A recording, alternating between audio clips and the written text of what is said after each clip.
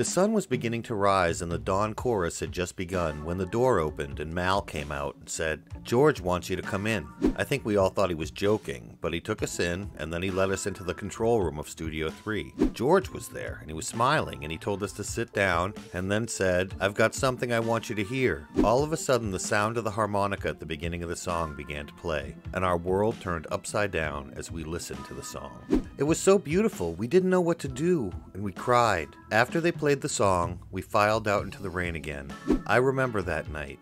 We took an old-fashioned Beatle blanket, the sort with pictures in the corners. Beatles superfans, the Apple Scruffs, were enshrined in rock music history when George Harrison wrote his song about them for his magnum opus, All Things Must Pass. There is another Beatles song the Apple Scruffs are associated with, but this is an association that causes them much heartache. In this video, we'll tell you about the Apple Scruffs and the painful story associated with them, and one of Paul McCartney's most iconic songs. It's a musical moment they can't seem to disassociate themselves from, no matter how they try.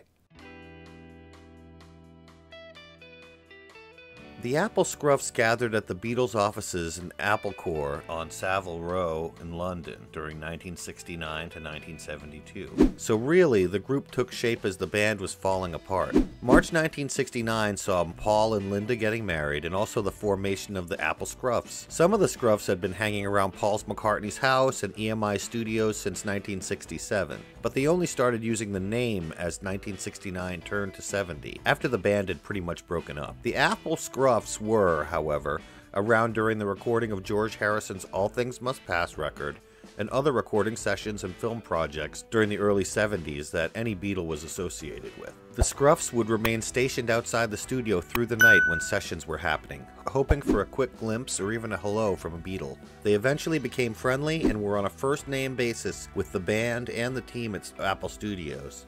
The original group was 7 British girls and 1 Italian girl. Eventually, the group expanded to 17, but remained a private, tight-knit group. 4 of them were from America: Houston, Cleveland, Chicago, and New York. The Apple Scruffs were usually gainfully employed, but one gets the sense it was like being a touring deadhead. It was sort of an extra part-time job or more. At their peak in the early 70s, the Scruffs had an extensive grapevine of communications that allowed all members to know at any given time who was in the studio and any other essential Beatle news, more or less in real time. During the All Things Must Pass sessions, some spent the 7 p.m. to 7 a.m. hours hanging out in the hopes of seeing George or another star for a brief, thrilling moment. Though George wrote an amazing song about them, the Scruffs were not named by him. The name was likely a reference to their scruffy appearance, as they were always wearing layered clothing, spending hours outside waiting in the cold. Longtime Scruff Margot is thought to be the one who named the group. Margot is sometimes named as their leader, but in reality the Scruffs say there is no one leader. In July 1968, we found ourselves in Savile Row. We liked the look of the place, and we moved in on the steps of Apple Corps. But we needed a new name to go with our new home, and we called ourselves Apple Scruffs. In order to become a member, you had to be nominated, and the members had to vote you into the club. Once you were in, you received a membership card with the member number on the back and a red pinback badge. The original 17 members got black badges. One of the few male members, Jimmy, said in an interview that while it looked like they were a club, they really weren't very club-oriented, and a lot of things were just done as a joke. The Apple Scruffs did, however, have a great fanzine, and publishing a monthly zine is no joke. When Beatle Book Monthly went dark in the end of 1969, the Scruffs filled the gap by self-publishing the Apple Scruffs monthly book, collecting news, Beatle in-jokes, sighting reports, and cartoons of the band. The magazine contained so much information about Beatles' activities that even members of the Apple staff read it to find out what was going on. The Beatles got copies as well. John was a fan and regularly sent Mal Evans to the newsstand to purchase a copy. Reportedly, he found the jokes about himself and Yoko to be hilarious. They were constantly using art to engage with the Beatles and Apple, like this parody of the Apple Christmas poster, which the Apple Scruffs made and distributed to all Apple Corps staff.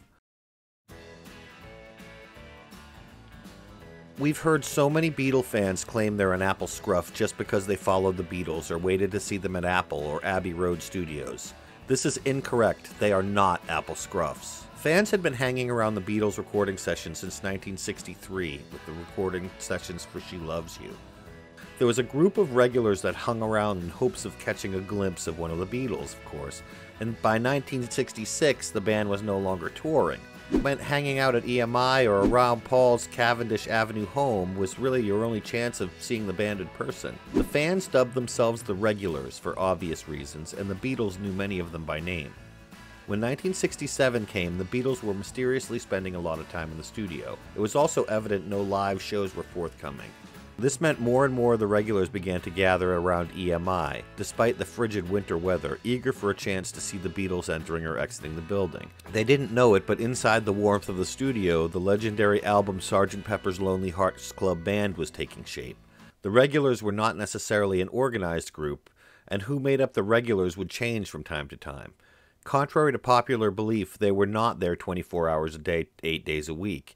They had lives, jobs, and families like anyone else. They just enjoyed the band and came to enjoy the community of fans they became a part of. But around 1969, there was a rift among the regulars. Two groups emerged: the girls who would eventually become the Apple Scruffs, and another group which would be known by some as the Baddies. The Baddies were mostly Paul-obsessed young women who would break any rule or law if it meant getting closer to McCartney. They would say something mean to Linda, stalk Paul aggressively, or take photos when they were asked not to. The Scruffs were more likely to follow the band's wishes and even saw themselves as the band's protectors. To this day, the Apple Scruffs group adamantly insists they have always operated on the side of good and have always followed the law, defending and protecting the band from obnoxious fans.